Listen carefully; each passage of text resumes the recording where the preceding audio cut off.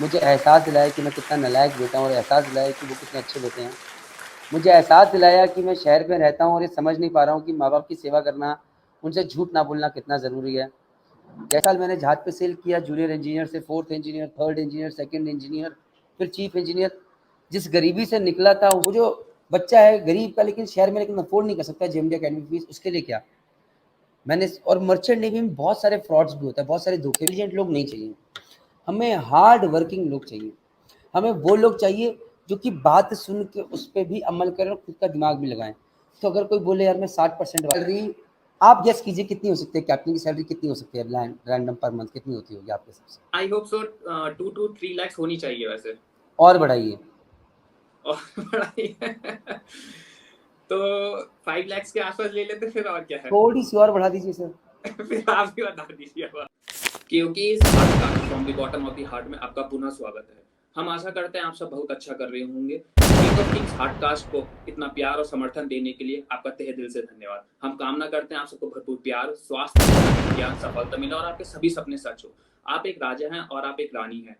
और king of Kings के family member बनने के लिए लाइक किसी भी एक दोस्त को शेयर करें, कमेंट करें टीओके हार्टकास्ट, ताकि हम आपके लिए और भी अधिक informative, inspiring, heart touching conversation ला सके। अधिक जानकारी के लिए नीचे डिस्क्रिप्शन देखें। लेडीज एंड जेंटलमैन, आज हम एक ऐसे व्यक्ति की कहानी सुनने वाले हैं जिन्होंने सिर्फ जिनकी जर्नी इस has span the high seas of the merchant navy to the inspiring corridors of education. Chief engineer Praneet Mehta, जिन्होंने सिर्फ सेल नहीं किया है वेव्स में over 15 years, but is now steering a ship of knowledge, guiding and motivating students in his institution. तो तैयार हो जाइए to dive into his experiences, insights and unwavering determination. So let's say on this enlightening conversation and call the chief engineer Praneet Mehta on board.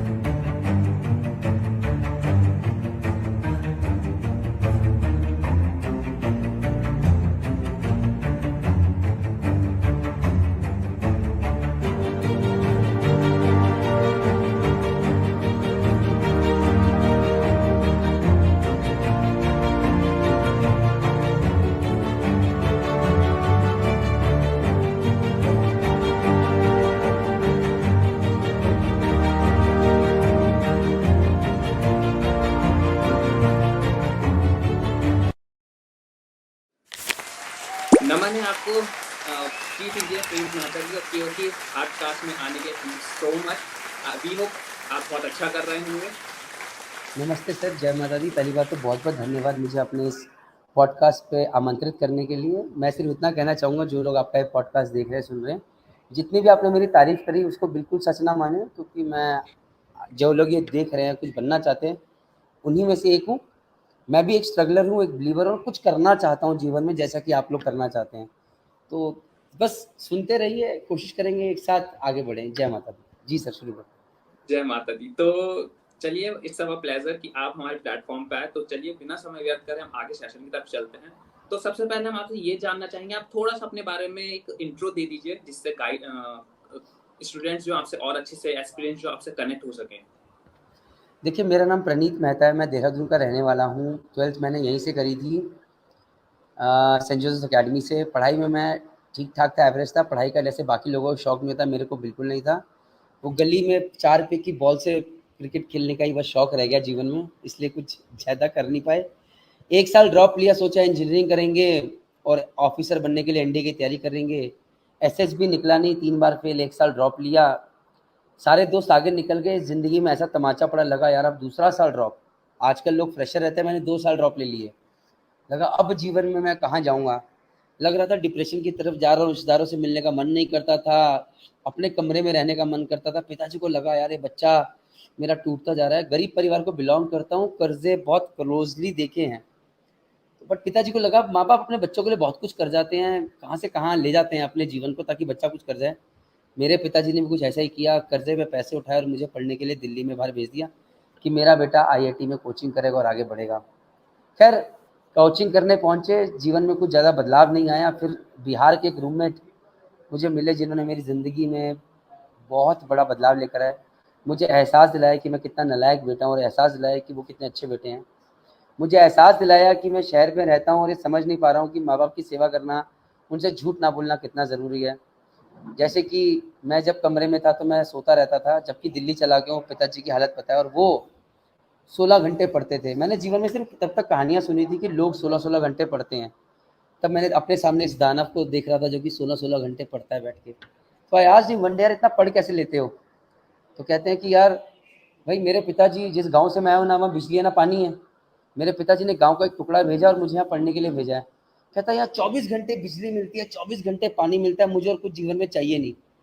तो यार मेरे लिए तो यही 5 स्टार होटल है। मैंने बोला हम कितने नालायक हैं देखो। माँ-बाप ने बेस्ट स्कूल में डाला, हमने कोई कदर नहीं करी। उन्होंने इतने अच्छे से रखा, बढ़िया किताबें दी, बढ़िया ड्रेस दी, हमने कोई कदर नहीं करी। औकात से भर के कोचिंग इंस्टीट्यूट में पढ़ने के लिए हमने कोई कदर नहीं करी। तब शर्मिंदगी आई, पढ़ाई शुरू करी। आईआईटी स्क्रीनिंग में 7148 रैंक लेकर आए, आईआईटी मेंस में 5484 रैंक आई। बट थप्पड़ खा के ज़िंदगी में सीखा कि अगर आप मेहनत करो तो कुछ कर सकते हो। उस रैंक के बदौलत मैंने marine engineering research institute Kolkata join करा, MERI कोलकाता। वहाँ से मैंने मरीन इंजीनियरिंग करी। 4 साल उस कॉलेज में निकाले, इसने मुझे बहुत कुछ दिया। वहाँ से निकलने के बाद मैं जहाज़ का मेरा सफ़र रहा। 14 साल मैंने जहाज़ पे सेल किया, जूनियर इंजीनियर से 4th engineer, 3rd engineer, 2nd engineer, फिर चीफ इंजीनियर। जिस गरीबी से निकला था उसको दूर कर पाया काफ़ी हद तक, थैंक्स टू मर्चेंट नेवी, जिसने कर्ज़े उतरवाए परिवार के, जिसने घर बनवाया, बहनों की शादी करवाई, अपनी शादी कराई, इस काबिल बनाया कि समाज में थोड़ी इज़्ज़त मिल सके। नहीं तो रिश्तेदारी में तो कार्ड मिलने बंद हो गए थे शादी के, क्योंकि पता था कि ये लोग आएँगे, खाना खाएँगे, लेकिन पैसे दे के नहीं जाएँगे। तो उस वक़्त को बहुत क्लोज़ली देखा है और ध्यान आज भी रखते हैं, भूले नहीं हैं। तो सेलिंग करते-करते लगा कि कुछ और भी करना चाहिए, क्योंकि मर्चेंट नेवी में जहाँ एक तरफ अच्छी ग्रोथ है, पैसा है, एक ज़रूरतमंद एवरेज आदमी के लिए इससे अच्छा प्रोफ़ेशन कोई नहीं, मैं आज भी मानता हूँ। क्योंकि जहाँ आईआईटी में अ, 13 लाख लोग एग्ज़ाम देते हैं, 5 से 6 हज़ार, 8 हज़ार लोग का सिलेक्शन होता है। नीट में 23 लाख लोग देते हैं, तो 17 हज़ार लोग का होता है। एनडीए में 8 लाख लोग देते हैं, 400 लोगों का होता है, मात्र 400 लोगों का। वहीं पर मर्चेंट नेवी में आज कॉम्पिटिशन इतना टफ नहीं है। तो वहाँ पर जाना कोई बड़ी बात नहीं थी, वहाँ पर जाके चीफ इंजीनियर बनना कोई बड़ी बात नहीं थी, ठीक है? तो एक एवरेज फ़ील्ड, एक ऐसी फ़ील्ड में जाके, एवरेज नहीं बोलूँगा, एक ऐसी फ़ील्ड में जाके जहाँ पर आप मेहनती हैं, तो आप आगे बढ़ सकते हैं। अगर आप लगे रहेंगे तो आप आगे बढ़ सकते हैं। जहाँ पर 50 degree, 55 degree temperature, -20 degree temperature में भी आपको काम करना है और आप सोच नहीं सकते कि यार छुट्टी मिल जाए। तो ये अगर मेहनती कोई है, गरीब है, जिसको भूख है, उसके लिए ये प्रोफ़ेशन बना है। मेरे जैसों के लिए प्रोफ़ेशन बिल्कुल बना है, जो एवरेज मैंगो पीपल हैं। तो 15 साल वहाँ से करके निकले, शादी-शुदी हुई। शादी होने के बाद थोड़ा जीवन में रुकावट आती है मर्चेंट नेवी, क्योंकि पहले तो भूख काम कराती है। जब पैसे नहीं होते तो आदमी कहता है पैसा चाहिए, पैसे झाट पे जाता है। फिर जब पैसा आता है थोड़ी भूख चली जाती है। फिर जब भूख जाती है, शादी हो जाती है, फिर कहता है व्हाट नेक्स्ट यार, अब बेटा हो गया, अब शादी, अब जाने का मन नहीं करता है। अब परिवार को देखें, जब तक भूख थी तब तक जहाज पे कूद के जाते थे। जब भूख शांत हो गई तो लगा यार क्यों जाएँ जहाज पे, अब परिवार है इसको भी देख ले, यार ये लाइन अच्छी नहीं लग रही। फिर क्या करें, अब देहरादून में रहना था क्योंकि पिताजी कह रहे थे हम देहरादून नहीं छोड़ेंगे। हमें गवारा नहीं था कि हम उन्हें छोड़ें। तो हमने बोला कुछ अपना करते हैं। तो 2017 में मैंने अपने एक दोस्त हैं प्रवीण, वो भी मेरे कॉलेज के ही हैं, उनके साथ मिलके ये जेएमडी अकेडमी, जय माता दी मैं बोलता हूँ, जेएमडी अकेडमी इंस्टीट्यूट शुरू करा। 6 साल के अंदर सिर्फ लोगों का भरोसा कमाया, इज्जत कमाई है। जहाँ हमने 6 बच्चों से स्टार्ट करा था, हिंदुस्तान के हर कोने से 300 बच्चे, 400 बच्चे हर साल में आते हैं हमारे पास, और हम कोशिश करते हैं बहुत अच्छा रिजल्ट दें। आज हिंदुस्तान के हर कोने से बच्चा इसलिए आता है क्योंकि हम रिजल्ट देते हैं और बहुत मेहनत करते हैं। जानी मानी शिपिंग कंपनी आज हमारे इंस्टीट्यूट में आती हैं ताकि वो अच्छे बच्चे चुन के लेके जा सकें। तो मैंने कोशिश करी है इस माध्यम से सिर्फ और सिर्फ इज्जत कमाने की और लोगों का भरोसा कमाने की। 2 साल पहले सर जेएमडी अकेडमी धीरे-धीरे चल रहा था। 2 साल पहले मुझे लगा कि यार मैं जिनके पास पैसा उनके लिए तो कर रहा हूँ। देखिए पहले अपने लिए करना ज़रूरी है, तब आप लोगों के लिए कर सकते हैं। जैसे कभी आप प्लेन पे बैठेंगे तो कहा जाता है कि जब हवा का दबाव कम होता है तो पहले अपना मास्क पहनिए, सिर्फ फिर बगल वाले को पहनाइए, बराबर? तो पहले अपना मास्क पहना, जो उसकी रोज़ी-रोटी ज़रूरी है। रोज़ी-रोटी के सही लिए बात। जेब निकाल चलना ज़रूरी है, उसके लिए ताकि लोग फ़ीस दें। बट मुझे लगा यार फ़ीस तो हम ले रहे हैं, चलो कामयाब भी हो जाएँगे, अपना मास्क तो हम पहन लेंगे। वो जो गरीब का बच्चा है जो कि गाँव में बैठा है, वो जो सपने देख रहा है मर्चेंट नेवी जॉइन करने के, वो जो बच्चा है गरीब का लेकिन शहर में, लेकिन अफ़ोर्ड नहीं कर सकता जेएमडी अकेडमी फ़ीस, उसके लिए क्या? मैंने और मर्चेंट नेवी में बहुत सारे फ्रॉड्स भी होते हैं, बहुत सारे धोखे भी होते हैं, दबा के होते हैं। लोग फ़ोन करेंगे 2.5 लाख रुपए आपको लाने हैं और आपकी नौकरी लग जाएगी, और बाद में चलते 2.5 लाख देके जय माता दी, धंधा गुडन सब खत्म। सो थिंग इज़ कि मुझे लगा कि इस प्रोफ़ेशन में हम बहुत ट्रांसपेरेंसी ला सकते हैं। मैंने स्टार्ट करा अपना यूट्यूब चैनल, पीछे आप वो सिल्वर बटन देख सकते हैं जिसको आप लोग समझ सकते हैं। तो बच्चे के भी डिकोडेड यूट्यूब चैनल का नाम है, जहाँ पर आज 1,18,000 लोग with in a span of 2 years वहाँ पर ज्वाइन करे हैं, और 2 साल के अंदर लोगों को भर प्यार मिला है। इंस्टाग्राम पे मैं चीफ इंजीनियर प्रणीत के नाम से, जहाँ पर 57,000 60,000 लोग मुझे फॉलो करते हैं।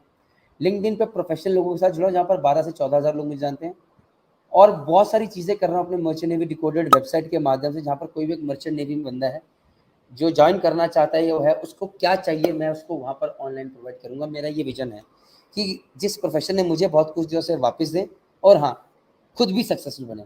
ये है मेरी जर्नी। बहुत ज़्यादा बोलता हूँ मैं, तो जो व्यूअर्स हैं, शायद आज आपके होस्ट को ज़्यादा बोलने का मौका नहीं मिला, मैं उसके लिए पहले माफ़ी चाहूँगा। जय माता दी। नहीं देखिए, कोई इंसान ज्यादा बोलता है, एक तो इसको ये कहा जाता है उसका मन बहुत साफ है, और वो अच्छे से चीजों को एक्सप्लेन करता है, ये भी बहुत अच्छा है, क्योंकि कम बोलने वाले लोग उतना ही बताते हैं जितनी जरूरत है, फालतू बताना पसंद नहीं करते हैं। तो कभी कभार थोड़ा एक्स्ट्रा भी निकल जाता है, अच्छा लगता है, जानने को इन्फॉर्मेटिव भी बात होती है। और जैसा आपने हमें बताया कि आपने मर्चेंट नेवी का सफर करा है, और वो मतलब एवरेज लोग ही कर पाते हैं, लेकिन आई थिंक सो आज उस जर्नी को आप 15 साल की पूरी कंप्लीट कर चुके हैं अप्रॉक्स, तभी आपको इतनी इजी लग रही है। लेकिन कई बच्चों का जो सपना आज तक उसमें एंट्री नहीं कर पा रहे, वो उनके लिए एक बहुत बड़ा ड्रीम है वैसे अच्छा, मैं तो थोड़ा-सा wrongly interpret, average in the sense मैं आपको बताता हूँ कैसे। देखिए, अगर कोई बच्चा 98% वाला है, जिसको लगता है कि यार ही इज़ वेरी शार्प, उसे आईआईटी में जाना है, उसे नीट में जाना है, और वो चला जाता है, तो वो शार्प। मर्चेंट नेवी में हमें बहुत सुपर फास्ट इंटेलिजेंट लोग नहीं चाहिए, हमें हार्ड वर्किंग लोग चाहिए। हमें वो लोग चाहिए जो कि बात सुन के उस पे भी अमल करें और खुद का दिमाग भी लगाएं। तो अगर कोई बोले यार मैं 60% वाला हूँ, मैं बोलूँगा भाई मेहनती है, जी हाँ। 50 डिग्री पे काम करेगा, हाँ करूँगा। 16 घंटे काम करने से नहीं घबराएगा, चल यार मैं तेरे पे दांव खेलूंगा, तू मेहनत कर, मैं तुझे काम सिखाऊंगा। 70 वाला है, 75 वाला है, 80 वाला है, परसेंटेज एक बेसिक लेवल मैटर करती है, आई को एक बेसिक, बट मेरे लिए इंपॉर्टेंट, मेरे लिए मर्चेंट नेवी प्रोफेशन की तरफ से बोलूँ तो इम्पॉर्टेंट ये, क्या वो इंसान मेहनत करने को तैयार है। क्या वो बंदा ऐसा तो नहीं है जैसे टेम्परेचर 50, अरे यार बहुत गर्मी है, मम्मी मुझे ले जाओ, मैं यहाँ काम नहीं कर पाऊंगा, क्योंकि प्रोफेशन अलग है। यहाँ पर आप परिवार से हज़ारों मील दूर काम कर रहे हैं, और काम भी जब कर रहे हैं तो ऐसा नहीं आपको कुछ बोलेगा, अरे बेटा खाना खा ले, बेटा थक गया होगा थोड़ा आराम कर लेना, ये नहीं मिलेगा। नॉर्मल कॉर्पोरेट सेक्टर में अगर आप थक गए हैं तो घर पे आएंगे तो माँ बेचारी हाथ भी रख देगी, बेटा तू थक गया होगा, चल मैं तेरे लिए चाय बना देती हूँ। वहाँ जो करना है खुद करना है। तो आप ऐसे लोगों के बीच में जो कि परिवार से खुद दूर आए हैं, उनके बीच में सर्वाइव करना आसान नहीं है लाइफ। बट हर कोई अलग है, कोई दिमाग से बहुत तीव्र होता है 95%, 98 वाला, कोई एक एवरेज आदमी होता है जो कि मेहनती होता है, मेहनत कश होता है, कम्युनिकेशन स्किल अच्छे होता है, कॉन्फिडेंस लेवल होता है, लोग घर से दूर रहना जानता है, हार्डकोर होता है। मैं उस कैटेगरी को मर्चेंट नेवी में बिलोंग करते हुए देखता हूँ। मेरा ये मतलब। तो अच्छा लगा आपसे मर्चेंट नेवी के बारे में जान के। अब हम सबसे पहले एक चीज जानना चाहेंगे कि देखिए, हमारी जो है इस समय 3 नेवीज है, ठीक है ना? इंडियन नेवी हो गई, एयरफोर्स हो गई, आपकी आर्मी हो गई। लेकिन इस चीज के मर्चेंट नेवी के बारे में सही से मैंने भी नहीं सुना था। मैंने काफी बड़े होकर जब मेरे सारे दोस्तों का सिलेक्शन हो गया तब मेरे को इस चीज के बारे में पता लगा। तो मैं सबसे पहले जानना चाहूंगा मर्चेंट नेवी क्या है, और मर्चेंट नेवी और आपकी इंडियन नेवी में और कोस्टल जो आपकी गार्ड होते हैं, इनमें क्या क्या डिफरेंस हो जाता है? देखिए, मर्चेंट नेवी क्या है, अभी पता नहीं आपने कुछ टाइम पहले सुना होगा, एक जहाज था एवरग्रीन करके जो कि स्विस कैनाल के अंदर बीच में से रुक गया, और पूरी दुनिया में 7 दिन के हल्ला मच गया था, और बिलियंस ऑफ डॉलर्स का नुकसान हुआ था। तो मर्चेंट नेवी ये है कि अगर पूरे दुनिया के जहाज 7 दिन के लिए रुक जाएं तो काफ़ी सारे दोस्त शायद भूखे मर जाएं। मर्चेंट नेवी ये है कि अगर आपको एक मोबाइल चाहिए, लैपटॉप चाहिए, जो कि अमेरिका से आ रहा है आपके हाथ में, तो जहाज से आ रहा है। आपके देश के अंदर, अगर आपके देश में, हमारे हिंदुस्तान में अनाज बन रहा है तो वो एक्सपोर्ट हो रहा है, तो जहाज से हो रहा है। अगर हमारे जहाज में तेल आ रहा है रशिया से, तो वो जहाज से आ रहा है। जितने भी आयात निर्यात एक्सपोर्ट इंपोर्ट हो रहा है वो मर्चेंट नेवी से हो रहा है। 95% तक जो ये एक्सपोर्ट इंपोर्ट होता है, ये जापानी वाले जहाज होता है, इसे मर्चेंट नेवी करते हैं। डिफरेंस मर्चेंट नेवी और इंडियन नेवी में क्या है? ऑफ कोर्स इंडियन नेवी भगवान है। क्यों? अपने देश के लिए सेवा करने से ऊपर जज्बा कुछ अच्छा कुछ नहीं है। आप लाख मर्चेंट नेवी वाले खड़ा कर दीजिए, एक इंडियन नेवी वाला उनको भाई, सीधी सी बात है, कुछ गलत। ऐसा नहीं है कि हम मर्चेंट नेवी वाले देश के लिए नहीं करते, हम फॉरेन रिजर्व्स लेकर आते हैं, हम देश की सेकेंडरी उसमें आते हैं कि defence second line of defence में आते हैं कि अगर कल को इंडियन नेवी, तो हम भी कल को फौज में पार्टिसिपेट कर सकते हैं। हमारी लाइफ भी टफ होती है, बट वो जो गौरव मिलता है देश की सेवा करने का, वो जो गौरव मिलता है आगे लिखा हो कि भैया आप नेवी का पार्ट है, वो जो रैंक लगी हो, जो वो वर्दी पहन के जब आप निकलते हैं, वो जो चीज़ है उसका एक अलग ही स्वाद है। वो जो इज्जत, वो जो मान सम्मान है, वो दुनिया में जितना मर्जी आप पैसा कमा लो वो नहीं मिल सकता। वो जो अगर शहीद का टैग लग जाए कि जी आप शहीद हुए हैं और अपने देश के लिए किया, वो जो परिवार के ऊपर वो जो चाहे वो बीतती है, लेकिन वो बोलते हैं कि जब हम शहीद के माता पिता है तो क्या वो इज्जत मिलती है, वो बहुत अलग है। तो उसका कोई, तो देश के लिए हर वो इंसान जो कि Indian army, Indian force, Indian Navy में कर रहा है, वो किसी आईएएस, किसी आईपीएस, किसी हमारे देश के बड़े से बड़े नेता से, हम मर्चेंट से डॉक्टर सबसे बड़े आगे, सबसे आगे, उनके आगे कोई नहीं है, क्योंकि वो हैं तो पहले हम हैं, उसके बाद हम हैं। अब उसके बाद बात करते हैं फिर भी एक डिफरेंस कि इंडियन नेवी और मर्चेंट नेवी फ़र्क क्या है कि इंडियन नेवी सरकारी, merchant navy private. Indian Navy में सैलरी कम, इज्जत बहुत ज़्यादा। मर्चेंट नेवी में सैलरी ज़्यादा, इज्जत जैसे कि कॉर्पोरेट सेक्टर में नॉर्मल लेवल पे रहती है कि अरे भाई मर्चेंट नेवी है तो इसका पैसा होगा, पैसे की इज्जत है या रैंक से इज्जत है। बट वो जो देश के लिए कर रहे हैं वैसी वाली नहीं। आप भी अगर कभी सोचते हो मर्चेंट नेवी इसका पैसा होगा बहुत, तो वो पैसे वाली इज्जत आ जाएगी। बट अगर आप बोलो किसी कमांडर से मिले, किसी आर्मी ऑफिसर से मिले, यार आज उनसे मिला था तो दिल खुश हो गया, उन्होंने जब बताया कि उन्होंने कारगिल में जाके ये करा, या वो वहाँ गए थे तो ऐसा रहा, सियाचिन के बारे में उन्होंने बताया, तो वो बात अलग हो जाती है। जब मैं इंडियन नेवी की बात करता हूँ तो मैं यहाँ पर जो लोग देश की सेवा कर रहे हैं, बट मैं कहना चाहता हूँ चाहे वो इंडियन नेवी, चाहे इंडियन एयरफोर्स हो, चाहे वो इंडियन आर्मी हो, देयर आर टू थिंग्स, या तो ऑफिसर बनते हैं या आप नीचे क्रू रैंक पे जाते हैं, जैसे group X, group Y exam clear करते हैं। उसी तरह मर्चेंट नेवी में या तो आप ऑफिसर बनते हैं या फिर आप ग्रुप नीचे के रैंक के एग्जाम क्लियर करके जाते हैं। सो देखिए सबसे बढ़िया तो मैं बोलूँगा अगर इंडियन नेवी में कोई एग्जाम क्लियर करके जा पाए, बट आसान नहीं है एनडीए के एग्जाम दे के जाना या सीएकल को। तो एनडीए में 8 लाख बच्चे बैठते हैं 12th के बाद, और सिर्फ 400 बच्चे निकलते हैं 8 लाख में से। आईआईटी से ज़्यादा मुश्किल एग्जाम है। बाकी 7,99,600 बच्चों का क्या, आप मर्चेंट नेवी में आइए, ऑफिसर लाइक जिंदगी भी जीजिए, परिवार से दूर लगे हार्डकोर मेंटली टफ भी बनिए, साथ में परिवार के लिए पैसा भी कमाइए। लेकिन जब मैं आपको मर्चेंट नेवी ज्वाइन करने के लिए बोलता हूँ तो प्लीज़ 2 चीज़ों का ख्याल रखिएगा। पहला ये कि किसी भी गलत इंसान की बातों में आके मर्चेंट नेवी ज्वाइन मत कीजिएगा। यहाँ पर मैं आपको बिंदास कह सकता हूँ आज पूरा हिंदुस्तान मेरे पे भरोसा करता है। आज 1,20,000 तो सिर्फ सब्सक्राइबर्स है, लाखों लोग मेरे वीडियोस देखते हैं, 30 लाख व्यूज़ मेरे हर महीने आते हैं, लोग मेरे पे भरोसा करते हैं। आप merchant navy decoded YouTube channel को डिस्क्रिप्शन बॉक्स में सर लिंक डाल देंगे, वहाँ पर जो भी इन्फॉर्मेशन आपको मिले आप उस पर आंख बंद करके भरोसा कर सकते हैं, इस यकीन के साथ कि अगर इस आदमी ने बोला है तो सही बोला होगा, और अगर गलत बोला हुआ तो मैं तहे दिल से कभी भी आके माफ़ी मांगूंगा, बट नीयत मेरी साफ रहेगी। तो इस नियत के साथ आप मेरी बातों को सुनिए, कौन सा कोर्स करना है, कैसे करना है, कैसे जाना है, आपको सारी इन्फॉर्मेशन उस यूट्यूब चैनल पे मिलेगी।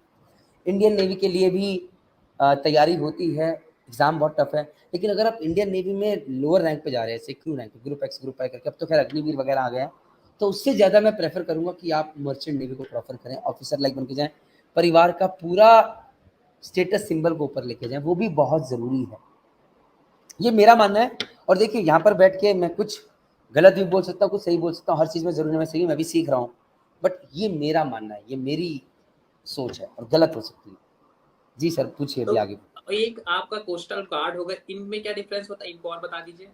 क्या सर, क्या कह रहे हैं आप? कोस्टल गार्ड आपके जो होते हैं, कोस्ट गार्ड जो होते हैं, कोस्ट गार्ड वो लोग होते हैं जो कि समुद्री जहाज़ों पे काम करते हैं, लेकिन कोस्ट पे, जैसे कि मुंबई कोस्ट हो गया, विशाखापट्टनम कोस्ट हो गया, चेन्नई कोस्ट हो गया, तो इन कोस्ट पे रहते हैं।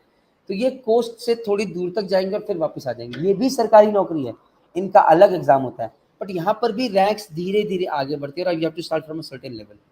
तो अगर मैं बात बोलूँ इंडियन नेवी एक सर्टेन लेवल पे विद माई लिमिटेड रिसोर्सेज, अगर आप कोस्ट गार्ड पे सीधा ऑफिसर लेवल पे जा रहे हैं, जो कि मुझे नहीं लगता कि पॉसिबिलिटी है जिस लेवल के एग्जाम हम देते हैं, then should come merchant navy, then should come coast guards, ये मैं मानता हूँ। और इंडियन नेवी में बात कर रहा हूँ, मैं ऑफिसर की बात कर रहा हूँ, मैं अग्निवीर की बात नहीं कर रहा हूँ। ठीक है, ठीक है। तो अब जैसे कि आपने हमें इनके बारे में बताया, अब मर्चेंट नेवी को इंसान कैसे ज्वाइन कर सकता है? जी, मर्चेंट नेवी ज्वाइन करने की सबसे पहली बात है, merchant navy decoded YouTube channel subscribe कीजिए। अब उसका रीजन है कि मैं यहाँ पर इसलिए नहीं बोल रहा कि यार सब्सक्राइबर माता रानी जैसे विश्वास बोलता है, तो the view is not Mata Rani जो मेरी तनख्वाह थी जहाज पे जो मैं कमा रहा था, शायद मैं उसका एक दिन की सैलरी जो होती है मुझे मर्चेंट नेवी डिकोडेड के पूरे महीने का revenue idea is not to earn revenue from जो मेरी एक दिन की सैलरी वहाँ पर होता है मैं एक महीने में यहाँ पर कमाता हूँ, तो that is not the idea.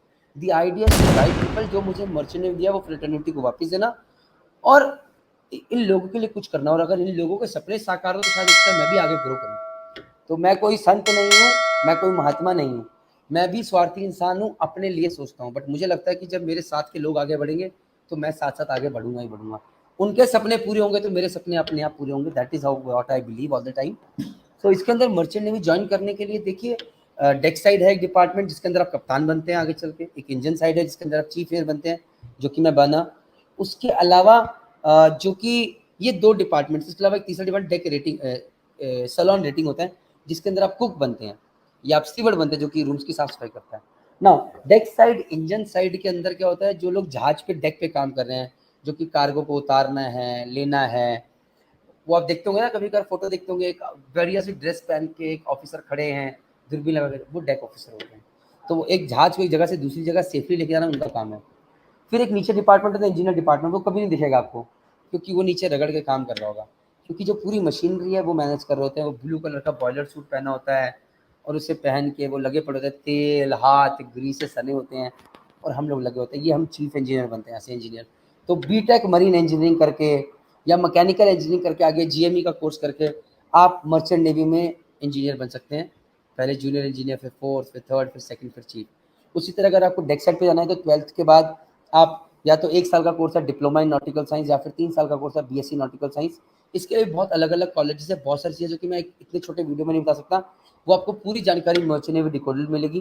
कौन सा एग्जाम देने से कहते हैं, IMU CET एग्जाम कहते हैं, कितने नंबर का एग्जाम होता है, कब होता है, कौन सी कंपनी में जाना है, क्यों जाना है, कैसे जाना है, इंटरव्यू कैसे होता है, हर चीज़ की जानकारी आपको वहाँ पर मिलेगी। आप वो प्राप्त कीजिए, सिर्फ गलत जगह मत जाइए।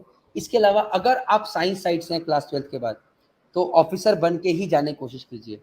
अगर आप कॉमर्स साइड से, आर्ट साइड से हैं तो फिर आप जीपी रेटिंग करके जा सकते हैं। बट मैं फिर भी नम्र निवेदन करूंगा, अगर 12th अभी करी है तो वापस रिपीट करो भाई, साइंस साइड से और ऑफिसर बन के जाओ। और अगर बहुत लेट हो चुका है तो कुछ और कीजिए बिफोर थिंकिंग जीपी रेटिंग, क्योंकि GP rating is more challenging. 9 महीने के कॉन्ट्रैक्ट, हार्ड कोर मेहनत, सैलरी कम, और फिर वहाँ से ऑफिसर बनना पॉसिबल होता है लेकिन मेहनत बहुत ज़्यादा बढ़ जाती है। सो ये कुछ चीज़ें बड़े रैंडम वे में बताई हैं, क्योंकि 40 मिनट के वीडियो में सब कुछ मर्चेंट बता पाना इम्पॉसिबल है। मुझे तो 100 घंटे का कंटेंट डाल दिया फिर भी पूरा नहीं पड़ा अभी तक। वो बात आपकी सही है। तो अब हम इसमें मिनिमम एज और हाईएस्ट रैंक कितनी होती है वैसे? जी, मिनिमम एज होती है 17 साल की। 17 साल के बाद आप मर्चेंट नेवी के लिए क्लास 12th के बाद अगर साइंस साइड से हैं तो आप IMU CET का एग्ज़ाम देके मर्चेंट नेवी ज्वाइन कर सकते हैं। इसमें अच्छे कॉलेजेस, ख़राब कॉलेजेस, फ्रॉड कॉलेजेस सब कुछ है, तो ध्यान रखना पड़ेगा। इसके अलावा अगर आपने ग्रेजुएशन करी है, जैसे बीएससी करी है, उसके बाद भी आप ऑफिसर बन के जा सकते हैं। अगर आपने मैकेनिकल इंजीनियरिंग करी है तो उसके बाद जीएमई कोर्स करके आप मर्चेंट नेवी ज्वाइन कर सकते हैं इंजीनियर बन के। अगर आपने electrical engineering, electronics and communication engineering, electrical and electronics engineering करी है तो आप इलेक्ट्रिकल ऑफिसर बन के शिप पर जा सकते हैं। उसके लिए आपको एक छोटा सा कोर्स करना पड़ेगा। उसके अलावा अगर आप बीए करे हुए हैं, हिंदी मीडियम के हैं, स्ट्रगल करी है, नहीं हो पा रहा है, परिवार में पैसे कम है, तो जीपी रेटिंग एक कोर्स है जिसे करके आप जा सकते हैं। सबसे ज़्यादा फ्रॉड इस जीपी रेटिंग कोर्स में होते हैं, इसलिए जो मैं वीडियोस बना रहा हूँ वो सब प्लीज़ देखिएगा, नम्र निवेदन है, नहीं तो बाद में मुझे माता रानी बददुआ देगी कि देखो एक भोले बालक को आधी जानकारी दे के उस बच्चे को भेज दिया, वो बच्चा परेशान है, दुखी है। क्योंकि इस प्रोफेशन में, वैसे तो हर प्रोफेशन में दिखते हैं, नहीं जानकारी मिल पाती, बट इस प्रोफेशन में मुझे लगता है कि थोड़ी ज़्यादा दिखती है। तो इसमें आप और हाईएस्ट रैंक इसमें कितनी होती है? जैसे इसमें मैंने कैप्टन के बारे में सुना है, तो आप भी चीफ इंजीनियर तक पहुंच गए, तो इससे आगे आप कैप्टन की प्रमोशन तक तो जा सकते होंगे, या कैप्टन के लिए कोई और फील्ड होती है इसकी? ओके, घर में 2 भाई हैं, दोनों जुड़वा हैं, तो दोनों जुड़वा भाई हैं, एक बना कैप्टन, एक बना चीफ इंजीनियर, दोनों अलग अलग डिपार्टमेंट है। अच्छा। दोनों की रैंक फाइनल जाती है, एक डेक साइड से शुरू करता है तो वो कैप्टन बनता है, एक इंजन साइड से शुरू करता है चीफ एयर बनता है, दोनों हाईएस्ट रैंक होती है। दोनों की सैलरी लगभग सेम होती है, शायद $50 का ही फर्क नहीं होता होगा, ठीक है। सिर्फ क्योंकि जहाज पे एक बॉस हो सकता है तो वो कैप्टन को बोला जाता है, otherwise rank same, stripe same होती है दोनों पे, सैलरी भी सेम, ठीक तो है। वैसे अगर तो मैं कभी दोनों का कैप्टन नहीं बन सकता और कैप्टन कभी चीफ एयर नहीं बन सकता, हम दोनों अपने अपने अच्छा, डिपार्टमेंट्स में।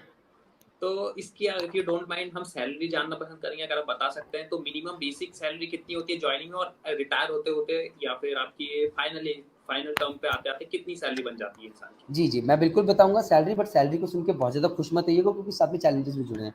एक कैप्टन की सैलरी आप गेस कीजिए कितनी हो सकती है? कैप्टन की सैलरी कितनी हो सकती है? रैंडम पर मंथ कितनी होती होगी आपके हिसाब से? I hope so 2 to 3 lakh होनी चाहिए वैसे। और बढ़ाइए। और बढ़ाइए तो 5 लाख के आसपास ले लेते फिर, और क्या है? थोड़ी-सी और बढ़ा दीजिए सर। फिर आप ही बता दीजिए अब हमें। बढ़ाइए, बढ़ाइए। तो 7-8 लाख?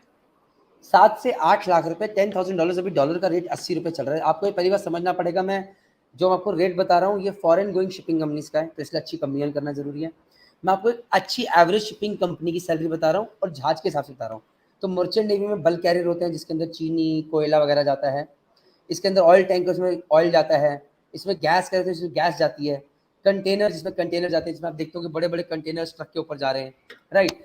तो बल्क कैरियर्स कंटेनर्स के ऊपर सैलरी है कैप्टन के ठीक ठाक शिपिंग कंपनी में $10,000 per month, which is around 8 lakh rupees per month तक होती है। वहीं पर अगर आप टैंकर पे चले गए तो वो salary 12,000 to 14,000 dollar per month, which comes around 9 to 11 lakh rupees per month आज की डेट में होती है।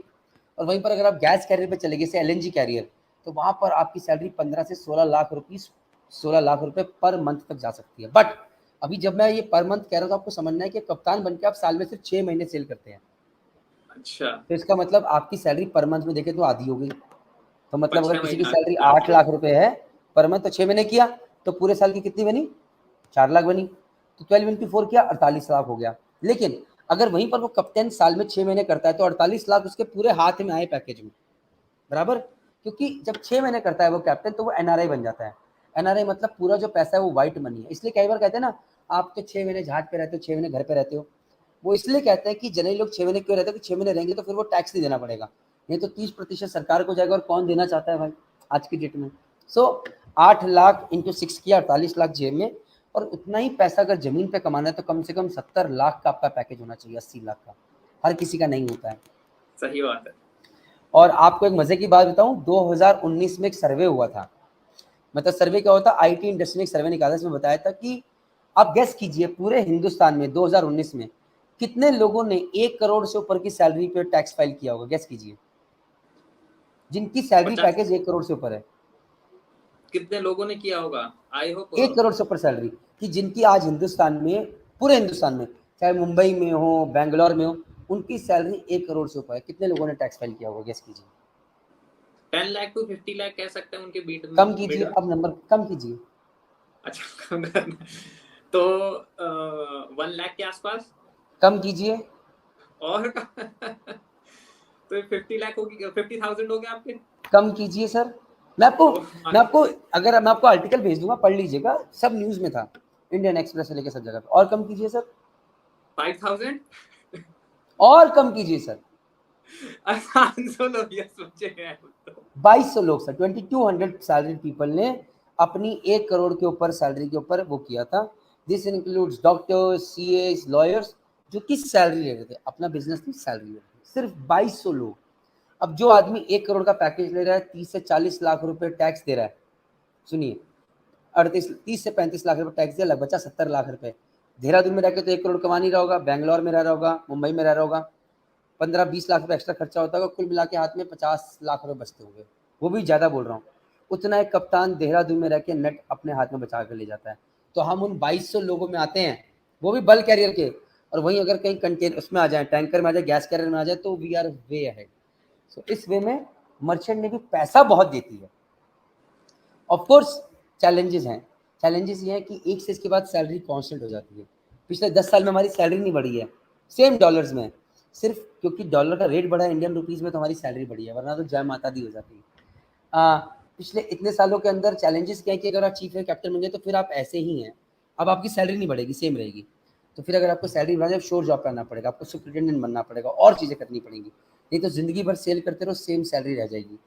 तीसरी बात, एक चीज़ का बोरिंग लगता है, कहता है यार पैसे तो बहुत कमा लिया, अब मज़ा नहीं आ रहा यार, परिवार से दूर। कौन कमबख्त अपने माता पिता, बीवी को, बच्चों को छोड़ के जाना चाहता है? चलो माता पिता बीवी को छोड़ दे, बच्चों को छोड़ के कोई नहीं आ सकता शादी के बाद, बड़ी दिक्कत होती है, हमसे पूछिए। तो फिर आदमी कहता है नहीं यार ये लाइन अच्छी नहीं है, फिर हम झाट पे आके कहते हैं अरे बेकार लाइन में चलेंगे, कहाँ चले गए यार। और फिर कोई कहता है मर्चेंट ज्वाइन कर लो, कोई आता है कि सर मैं ज्वाइन कर लो, हम कहते हैं नहीं यार कहाँ ये बेकार लाइन ज्वाइन कर रहा है, बिल्कुल काम की लाइन नहीं है। वो कहता है खुद तो गाड़ी लेके बैठा है, BMW में घूम रहा है, कोठी है, और मुझे कह रहा है ज्वाइन मत करो। तो समझता नहीं है कि ये आदमी पैसे लेके भरपूर होके बैठे, तुम भूखे हो। वो भरपूर होके बैठे, लेकिन अब उसे क्या दिख रहा है, शांति नहीं है, एहसास नहीं है, अप्रिसिएशन नहीं है, ग्रोथ नहीं है, यही है, फैमिली लाइफ नहीं है। तब वो कहता है बेकार लाइन है, लेकिन जब भूखा था तब कहता था वाह।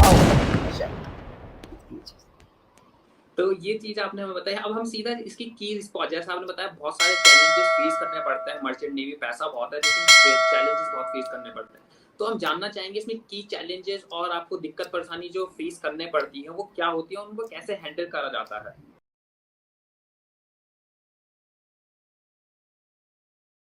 It's not the hard work that kills people, it's the mental stress that kills people.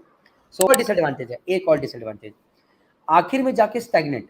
एक बार आप चीफ एयर कैप्टन बन गए, स्टैग्नेंट, सैलरी सेम है सेलिंग पे, बट शिपिंग का मिला। इस वजह से मैं नॉर्थ अमेरिका, साउथ अमेरिका, शायद ही कोई कॉन्टिनेंट होगा अंटार्कटिका को छोड़कर, आर्कटिक जो कि मैंने विजिट नहीं किया होगा, आर्कटिक को छोड़ के बाकी सब, यूरोप से लेकर मैं हर जगह, हर देश, सब देश तो नहीं बट सब कॉन्टिनेंट। आपको सिर्फ इंजन पसंद है या सिर्फ नेविगेशन ज्यादा पसंद है? Which fascinates you more? मैं एजुकेशन फील्ड में क्यों आया, बिकॉज पहली बात मेरे पास बिजनेस करने के लिए पैसा नहीं था।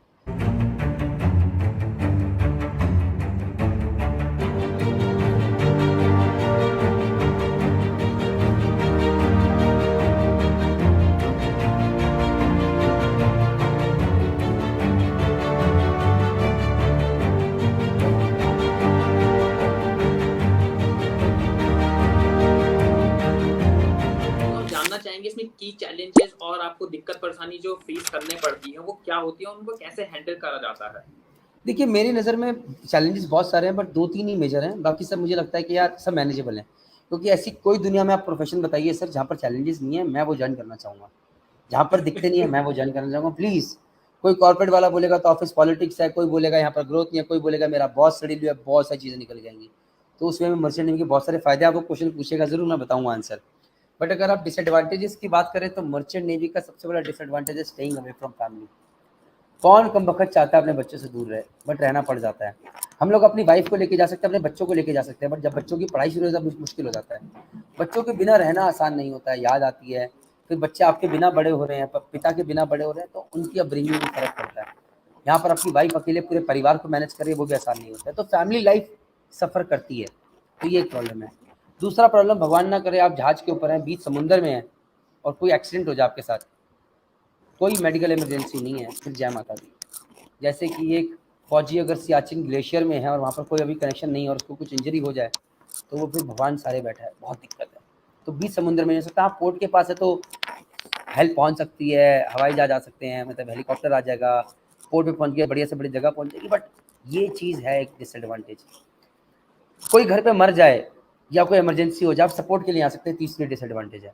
मेरी दादी मेरी माँ की तरह थी, मैं जहाज़ पे था, वो एक्सपायर कर गई, मैं नहीं आ पाया, जहाज़ पे बहुत रोया, आ नहीं पाया, बीच समुंदर में था जहाज, कैसे आते। सो ये 2-3 चैलेंजेस हैं जो कि मुझे लगता है दिक्कत है।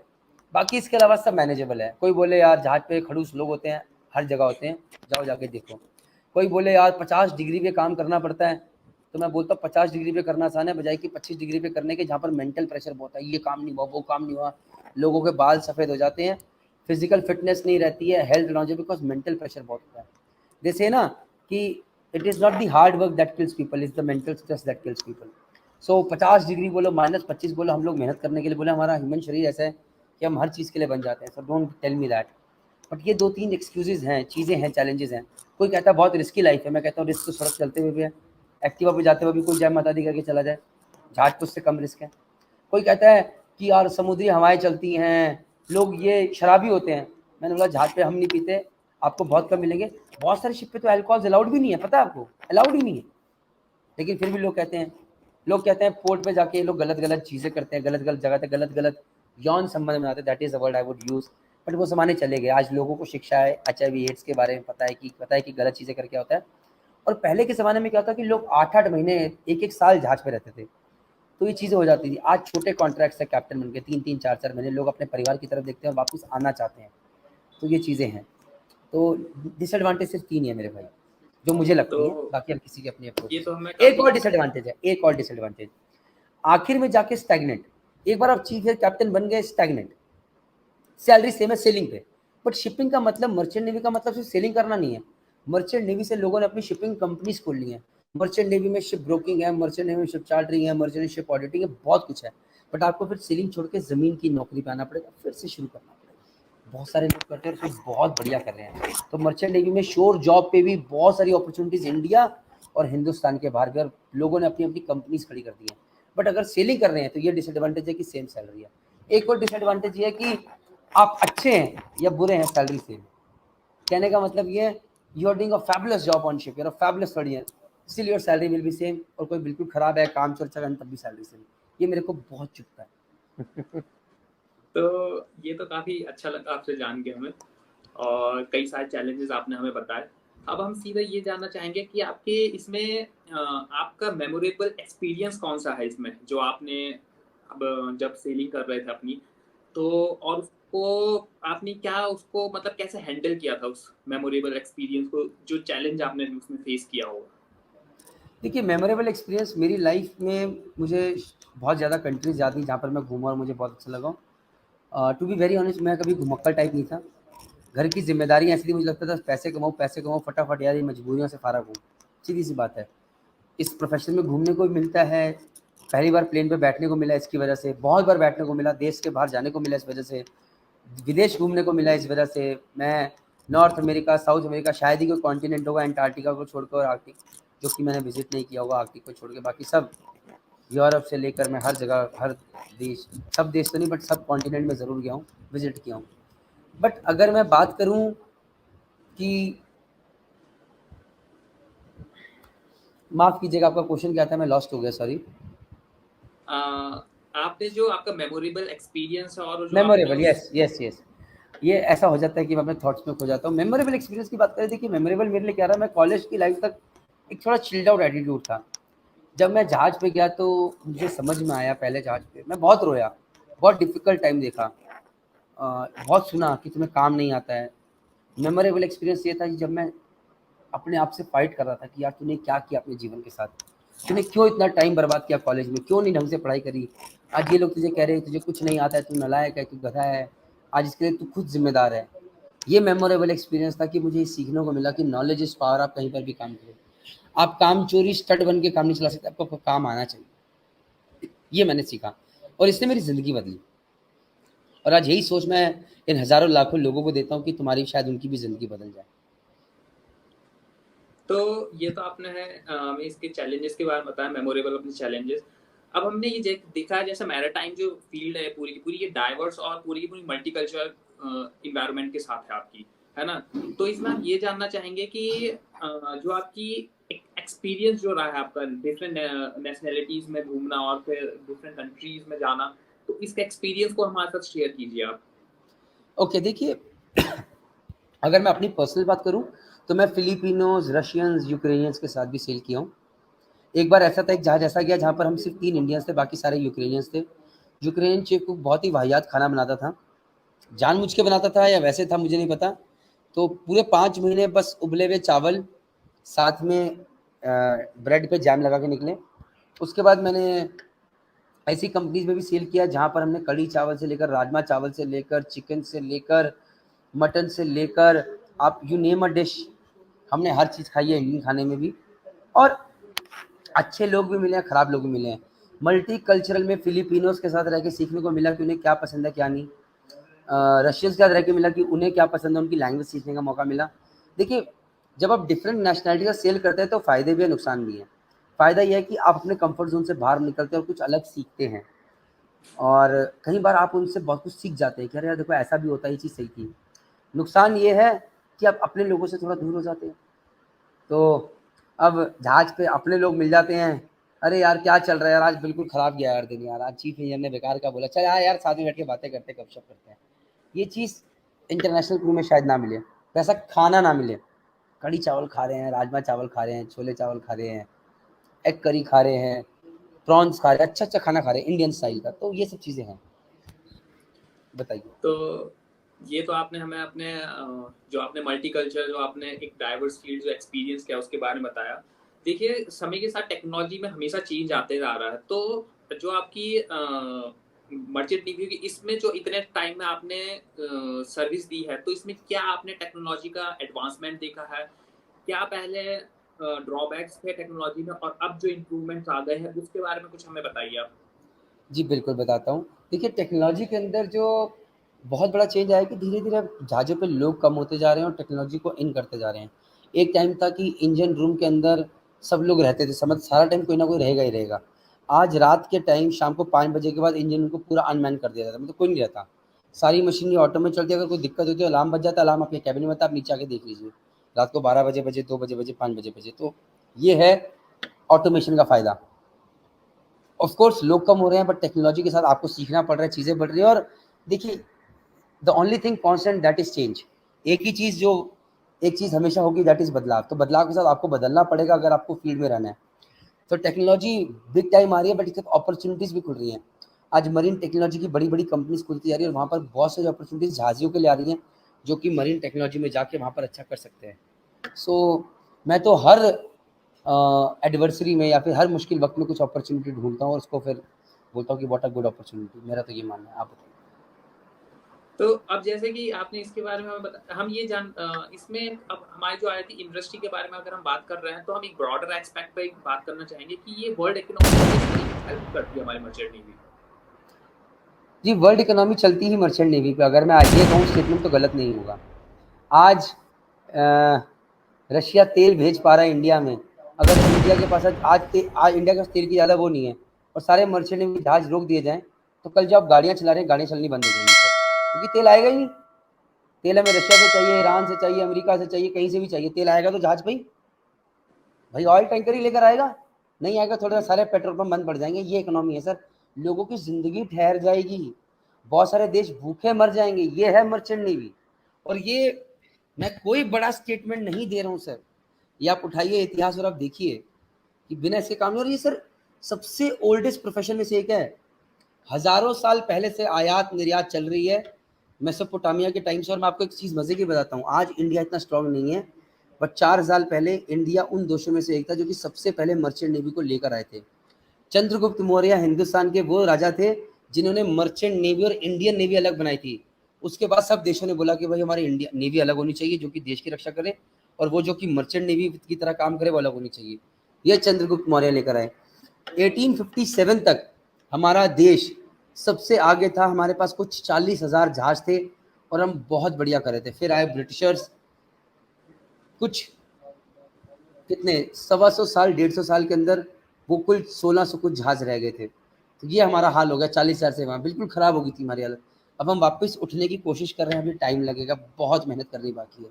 वहीं पर सब लोगों का सपोर्ट चाहिए। जय हिंद। लेकिन क्यों नहीं, जब आप जैसे मर्चेंट नेवी चीफ इंजीनियर्स हमारे पास है, तो जरूर मर्चेंट नेवी वापस उठेगी जरूर। सर और मैं नालायक चीफ इंजीनियर में से एक हूँ। मुझे अभी बहुत कुछ करना है और बट बहुत अच्छे लोगों के साथ मैंने काम किया और बहुत कुछ सीखा है। आज जो उनसे सीखा है वो मैं लोगों को बताने की कोशिश कर रहा हूँ।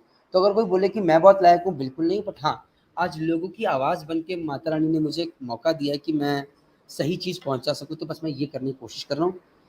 बाकी ऊपर वाले के ऊपर है। कामयाब होना नहीं होना वो तो ऊपर वाले के हाथ में। हमारा काम मेहनत करना है। तो ये आपने हमें इस चीज़ के बारे में बताया, एक ब्रॉडर एस्पेक्ट बताया। हम एक थोड़ा सा आपकी पर्सनल लाइफ में आना पसंद करेंगे। आपने इतनी सारी फील्ड देखी है, आपने कई सारे हायर रैंक के पर्सन से मिले होंगे, कई अपने फेलो मेंबर्स के साथ भी मिले होंगे। कोई ऐसा इंसिडेंट जो आप सबसे ज़्यादा पसंद करते होंगे किसी हायर रैंक के ऑफिसर से मिलने के बाद, जिसको आपको सच में बहुत अच्छा लगा होगा और आप उसे एक्सप्रेस करना चाहेंगे? जी, ऐसे एक नहीं बहुत सारे लोग हैं। तो अगर मैं किसी एक का नाम लूँगा तो दूसरे के साथ मैं जस्टिस नहीं करूँगा। मैं कभी मैं अपने पिताजी से बहुत प्रभावित हूँ। मैं उनसे बहुत पर्सनल लेवल मेरी उनसे हम दोनों बैठ जाएँ साथ में, थोड़ी देर बाद बहसा-बहसी हो जाती है and we are very open with him. But मैं उनसे बहुत ज़्यादा प्रभावित हूँ और ये सब कोई जानता है कि जब मैं परेशान होता हूँ तो मैं उन्हीं के पास जाके बैठता हूँ। सुकून मिलता है, चाहे उसका डाँट भी पड़ती है कि तुम ये गलत कर रहे हो, बट मैं बैठता हूँ उनके पास हूँ। तो अगर कोई सबसे ज़्यादा प्रभावित हो अपने पिताजी से। उसके अलावा ऐसे बहुत सारे मैं मैरीटाइम लीडर से मिला हूँ, जिन्होंने ज़ीरो से शुरू करके अपनी शिपिंग कंपनी बनाई है, आज एक नाम बनाया है। हिंदुस्तान के लिए भी कर रहे हैं और हमारे देश को एक मर्चेंट नेवी प्लेटफ़ॉर्म बहुत बड़े लेवल पे लेकर आए हैं। मैं ऐसे लोगों से मिला हूँ, ऐसी लेडीज़ से मिला हूँ जो कि मर्चेंट नेवी गई तो अकेली जाने वाली थी और वहाँ पर जाके मर्चेंट नेवी में उन्होंने नाम बनाया कि आज बहुत सारी लड़कियाँ जा रही हैं, मैं उनसे मिला हूँ। मैं ऐसे आर्मी ऑफिसर से मिला हूँ जिन्होंने देश के लिए अपना सर्वस्व दे दिया है, बहुत कुछ किया है। तो ऐसे इतने सारे लोग हैं, किसी एक का नाम लेना बहुत मुश्किल होगा और गलत होगा। चलिए कोई बात नहीं। अब हम देखिए आपके साथ एक छोटा सा गेम खेलना पसंद करेंगे रैपिड फायर का, जिसमें आपको सिर्फ वन वर्ड में या वन लाइन में ही आंसर देना है। तो हम उसे बिगिन करते हैं। तो सबसे पहले आप अपना सक्सेस का क्रेडिट किसको देना चाहेंगे? मेरे पिताजी को। आपका बिगेस्ट रिग्रेट आपकी लाइफ में अभी तक का? मैंने बहुत लेट समझा कि नॉलेज इज पावर और बहुत लेट बिजनेस में आया।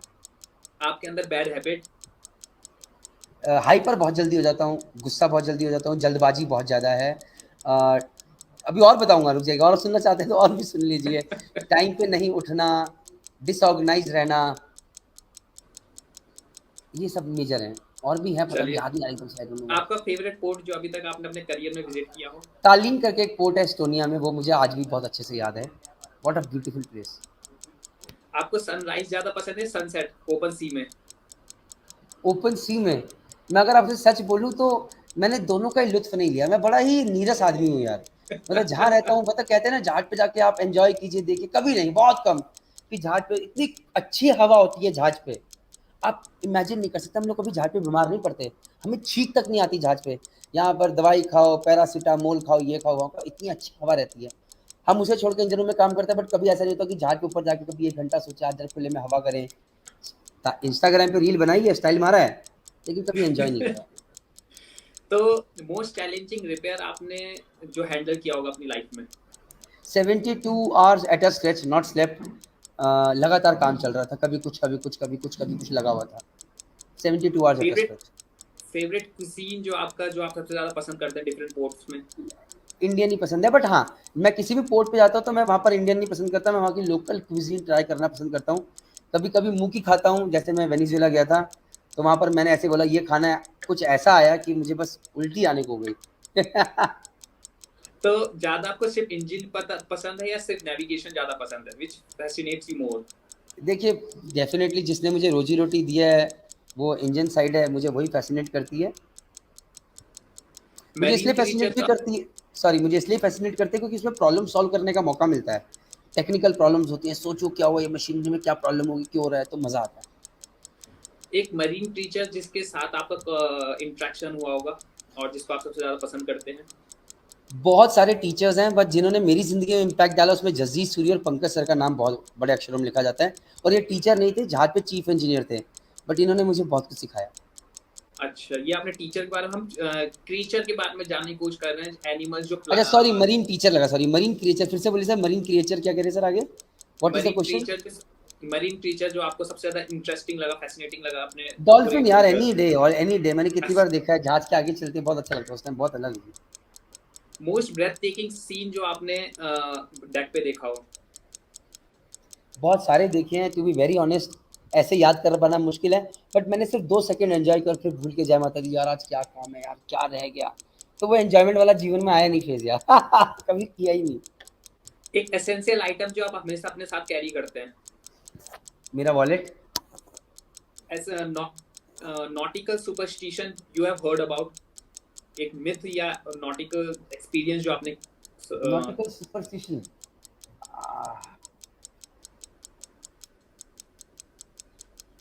सॉरी यार, nothing coming to my mind right now, let me go back. तब तक आप बाकी क्वेश्चन पूछिए फिर मैं।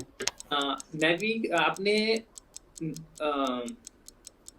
आप किसी हिस्टोरिकल शिप को नेविगेट करना चाहेंगे तो वो कौन सा होगा? Titanic. Favourite thing about yourself? I am persistent, I think I don't give up easily. मैं थिंक इसलिए बोलता हूँ क्योंकि भगवान ना करे कल गिव अप कर जाएं but I feel I don't give up easily. एक लाइन में या एक वर्ड में बताइए आपके लिए शिप की लाइफ क्या है? शिप की लाइफ क्या है? वो जिसने मुझे इज्जत, मान सम्मान और जीना सिखाया। तो ये तो यहाँ पर आपका साथ सेशन हमारा एंड हुआ और कई सारे चीज़ आपके साथ जान के बहुत अच्छी लगी। तो चलिए हम आगे की तरफ बढ़ते हैं सीधा सेशन की, और एक दो क्वेश्चन और पूछेंगे, फिर आज सेशन का एंड करना शुरू करेंगे। हम ये जानना चाहेंगे आपने जो एक्सपीरियंस जो किया है, जैसा आपने अपना इंट्रो दिख दिया, थोड़ा-सा इसे और ब्रीफली आप बताना चाहेंगे, कुछ चीज़ आप में अगर रह गई हो तो? थोड़ा-सा अगर आप और स्पेसिफिक होके पूछे तो ठीक है, बट मुझे लगता है, क्योंकि मुझे लगता है कि मैंने काफ़ी कुछ आप बताया है। हाँ, ये चीज़ तो है वैसे। तो चलिए ठीक है, हम इस चीज़ को आपकी मरीन एक्सपीरियंसेस के बारे में आपने हमें बताया। हम आपके एजुकेशन के बारे में जानना चाहेंगे कि आपने एजुकेशन में कैसे आए, क्यों आए और देहरादून में आके सेटअप कब किया आपने, कैसे सब कुछ हुआ? इसके बारे में कुछ जी। डिफाइन कीजिए। तो देखिए 2017 में 2016 मेरी शादी हुई, 2017 मेरा बेटा हुआ, उससे पहले ही मेरे मन में हमेशा से वैसे था कि मैं कुछ अपना करना चाहता हूँ। बट ये था कि ज़रूरतें ऐसी होती हैं कि इंसान को करने नहीं देते। जब मुझे लगा कि ज़रूरतें थोड़ी पूरी हो गई हैं और फिर मुझे ये भी था कि मैं पहले चीफ इंजीनियर बन जाऊँ, मतलब एक रैंक तक पहुँच जाऊँ। अभी थोड़ा लगता है कि थोड़ा लेट स्टार्ट किया, बट देन 2017 में आई स्टार्टेड जेएमडी अकेडमी और स्टार्टिंग में बहुत धक्के खाए। हम जहाज़ी लोग बहुत सीधे होते हैं। हमें जब कोई कहता है कि ऐसा होगा तो हम मान लेते हैं, बट ज़मीन पे ऐसा नहीं है बॉस। लोग बोलते कुछ है, करते सब नहीं, बट कुछ लोग बोलते कुछ है, करते कुछ है, होता कुछ है। तो बहुत सारे धक्के खाए, बहुत सारे चूने खाए, बट मेरे पिताजी ने हमेशा एक चीज़ बोला था कि लोगों का भरोसा कमाओ। अच्छा काम करोगे तो लोग आएँगे, लोग तुम पे भरोसा करेंगे। स्टार्टिंग में किसी ने भरोसा नहीं करा, क्योंकि फील्ड ही ऐसी है। यहाँ पर बहुत सारे लोगों ने बहुत सारे धोखे करे, तो जब किसी को जाके बोला कि सर मैं ये चीज़ कर रहा हूँ, तो लोगों ने शक की निगाह से देखा, ये सच है। ये एक और मार्केट में आ गया, ये भी ऐसा करेगा। आज 6-7 साल में अब लोग हमारा काम जानते हैं, हिंदुस्तान हमारा काम देख रहा है, तो अब थोड़ा मुझे अच्छा लगता है कि कोई ये पूछता नहीं है कि यार तुम अच्छा काम कर रहे हो, क्योंकि हम कहते हैं go and visit our website, go and look what we are doing on YouTube, go and look what we are doing over here. तो बस काम पे फोकस है और भरोसा नहीं खोना है, भरोसा नहीं खोना है। बस यही चीज़ें हैं। तो जेएमडी अकेडमी में 6 बच्चे शुरू करा, वो 6 के 6 बच्चे अच्छी कंपनी में गए। फिर अगले बैच में 17 बच्चे आए, उसमें 16 बच्चे अच्छी कंपनी में गए। फिर 35 बच्चे आए तो 34 गए। आज अभी इस बार हमने 160 बच्चों का सिलेक्शन अच्छी-अच्छी कंपनीज़ में हुआ, जो कि दुनिया की जानी-मानी कंपनीज़ हैं। Tom, Synergy, Scorpio, Anglo, Fleet, MSC, Maersk, इन सब कंपनी बच्चों का सिलेक्शन हुआ है। सब बहुत जानी-मानी कंपनीज़ हैं और ये सब बच्चे हिंदुस्तान के अलग-अलग कोने से आए हुए हैं और भरोसा करते हैं इनके माँ-बाप। तो मुझे बहुत डर भी लगता है कई बार, यार लोग इतना भरोसा कर रहे हैं, I hope I stay up to their expectations and just keep working. क्योंकि जहाँ आप वो है कि नहीं यार अब हो जाएगा, बस वहीं आपका डाउनफॉल स्टार्ट हो जाएगा। तो ये आपने हमें अपनी एजुकेशन फील्ड के बारे में बताया, एजुकेशन में क्यों आए आप। हाँ, ये हम जानना चाहेंगे आपसे कि आप वर्क लाइफ बैलेंस को कैसे मैनेज करते हैं? क्योंकि इतने टाइम आप शिप पे भी रहे हैं, फिर घर को भी हैंडल अच्छा, करना है, एक ये सब क्वेश्चन, इस कैसे मैनेज करते हैं? लास्ट क्वेश्चन का एक आंसर देता हूँ सर, प्लीज़ एक बार थोड़ा अच्छे से रिवाइज़ करते हुए कि मैं एजुकेशन फील्ड में क्यों आया? बिकॉज़ पहली बात, मेरे पास बिज़नेस करने के लिए पैसा नहीं था। अगर मैं कोई फ्रैंचाइज़ी लेना था, मुझे 5 करोड़, 2 करोड़, 3 करोड़ से मेरे पास नहीं थे। क्योंकि जो भी था मेरे पास, मैंने अच्छा-सा कमाया, बट वो घर की ज़रूरतें ऐसी थी कि उसमें चला गया। चीज़ ऐसी थी, जो गरीबी से निकलता है वो बहुत सारी चीज़ें गुज़रता है। कुछ चीज़ें प्लेटफ़ॉर्म पे शेयर भी नहीं की जा सकती, तो ये चीज़ें थी। मुझे लगा यार ये एक माध्यम है, यहाँ पर मैं कमिंग फ्रॉम आईआईटी की जैसे तैयारी करी, तो मुझे लगता था एजुकेशन बैकग्राउंड से मेरा रिश्ता है, तो मुझे लगता है कि यहाँ पर शायद हम अच्छा कर पाएँ। और मर्चेंट नेवी को ज़रूरत भी थी कि कोई एक ट्रस्टवर्दी सोर्स है जहाँ पर लोग भरोसा करके अपने बच्चों को भेज सकें। So that was the reason. Coming to your next question right now, that is how do you manage work-life balance? I do not believe in work-life balance. Sorry for the viewers out here. Sorry to you. Social media के लिए बहुत अच्छा video बन सकता है, अरे work life balance, I do 8 hours this, 8 hours this. नहीं, अगर आप, ये मेरे लिए नहीं है, सबके लिए। अगर आपको कामयाब बनना, आपको एक तरफा सोचना पड़ता है। टू बी वेरी ऑनेस्ट, मेरा कोई सैटरडे नहीं है, मेरा कोई संडे नहीं है, मेरा कोई मंडे नहीं है।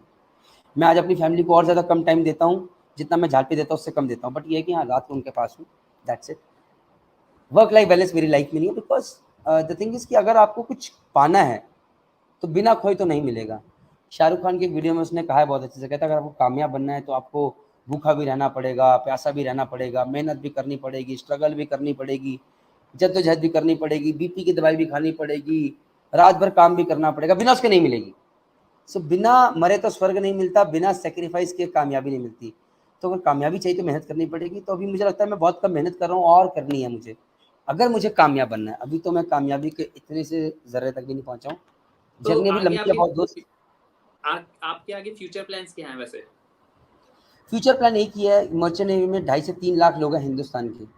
इन लोगों की हर ज़रूरत को मुझे पूरा करना है और एक ऐसा भरोसा कमाना है कि लोग मेरे पे आँख बंद करके भरोसा करें, नहीं यार अगर प्रणीत मेहता ने बोली है बात, या इसकी वेबसाइट पे बात है, या इसके यूट्यूब चैनल पे है, या इंस्टाग्राम पे बोल रहा है, तो ये सच है। जिसने और भरोसा जो कमा आप लिया सब कुछ कमा लिया। बच्चों को एडवाइस देना चाहेंगे, जो आपके बच्चे पढ़ रहे हैं या फिर आगे वाले जो बच्चे, उनको एडवाइस क्या देना चाहेंगे आप?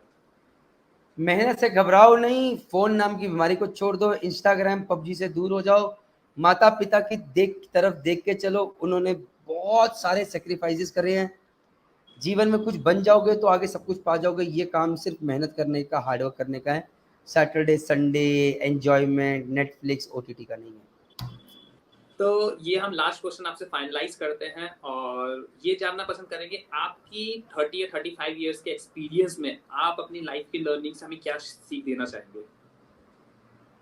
Don't give up, keep working hard, keep struggling, keep slogging, work every day like anything, just keep doing that. Don't think तुम इसीलिए आए हो। तुम्हारा दुनिया में जन्म वर्क लाइफ बैलेंस के लिए, सिर्फ काम करने के लिए। अच्छे से करो, लोगों के लिए करो, अपने लिए करो, परिवार के लिए करो, बट करो, सोचो नहीं। जब आदमी सोचता रिजल्ट के लिए, काम नहीं करता तो सिर्फ डिप्रेशन होता है, और जब सिर्फ काम करता है और सोचता नहीं है तो कुछ नहीं होता है, मजा आता है। तो thank you so much chief engineer Praneet Mehta ji, आज आप हमारे साथ आए, जुड़े और आपने इतना सारा ज्ञान हमें दिया। Thank you so much. और हम ये चाहेंगे कि आपको जीवन में और सफलता मिले, आगे सफलता पर सफलता मिले, आपके आगे बच्चे को नाम मिले और अच्छे अच्छे शिपिंग कंपनीज में उनको पोस्टिंग मिले। हमारी तरफ से आपको पूरी पूरी दुआएं हैं एंड विशेष हैं। Thank you so much for you. And तो चलिए अब हम अलविदा लेते हैं आपसे। Thank you very much. Last but not the least मैं इतना कहना चाहूँगा, मैंने यहाँ पर जितनी बातें बोली, इन चीज़ों में मैं बिलीव करता हूँ। मैं सही हूँ या गलत मैं नहीं जानता, मैं बिलीव करता हूँ। तो ज़रूरी नहीं है कि आपके मेरे विचार मिलें, चाहे वो वर्क लाइफ बैलेंस को लेकर हो, चाहे वो मेहनत को लेकर हो, चाहे वो रिलीजन को लेकर हो, चाहे वो पॉलिटिक्स को लेकर हो, but this is who I am. With this अलविदा sir. Thank you Prajapati ji, बहुत बहुत धन्यवाद। Thank you very much guys. आज हमने चीफ इंजीनियर प्रणीत मेहता जी के साथ सेशन किया, जिन्होंने हमें बहुत अच्छे तरीके से मर्चेंट नेवी के बारे में बताया, एक्सप्लोर करा, एक वाइडर विजन दिखाया, क्या क्या मर्चेंट नेवी में होता है, सब कुछ उन्होंने बताया। और सबसे बड़ी बात है, उन्होंने वर्क लाइफ बैलेंस के बारे में, वर्ड के बारे में काफ़ी अच्छे से हमें डिफाइन भी किया है। और उन्होंने यही बताया कि वर्क लाइफ बैलेंस सबकी अपना पर्सपेक्टिव होता है, कई लोग इसे मैनेज नहीं कर पाते। चीफ इंजीनियर प्रणीत मेहता जी की नज़र में सिर्फ यही है कि वर्क लाइफ बैलेंस में आपको किसी चीज़ का सेक्रीफाइस करना पड़ेगा, या तो वर्क या लाइफ को पकड़ लीजिए अपने आप। लेकिन जीवन में आप काम करने के लिए आए तो कंटिन्यूसली मेहनत करते रहिए, अपने करियर को बनाइए, अपने जीवन को संवारिए और अपने देश की सेवा कीजिए। यही आपका मोटिव होना भी चाहिए। और जो भी आप अपनी फील्ड में कर रहे हैं, अगर आप पेरेंट्स की सेवा कर रहे हैं, वो भी कम नहीं है। तो आप लोगों से मिलकर बहुत अच्छा लगा। ये था इस बार का पॉडकास्ट, और अगले संडे आपके लिए फिर एक और सेशन आएगा। तो आपसे thank you so much for loving supporting king of Kings podcast, and wish you ample amount of love, health, wealth, wisdom, knowledge, success, all your dreams come true. You are a king and you are a queen and wanna be the member of the King of Kings family. Like, share in the groups and subscribe with bell notification. Comment कीजिए किस हार्टकास्ट, ताकि हम आपके लिए और भी ज्यादा informative, inspiring, heart touching conversation ला सके। और अधिक जानकारी के लिए नीचे डिस्क्रिप्शन देखें। तो अगर आप इसी टाइप के और भी सेशन देखना चाहते हैं तो स्क्रीन पे जो वीडियो है उस पर क्लिक कीजिए और आपसे उसी वीडियो में मुलाकात होगी।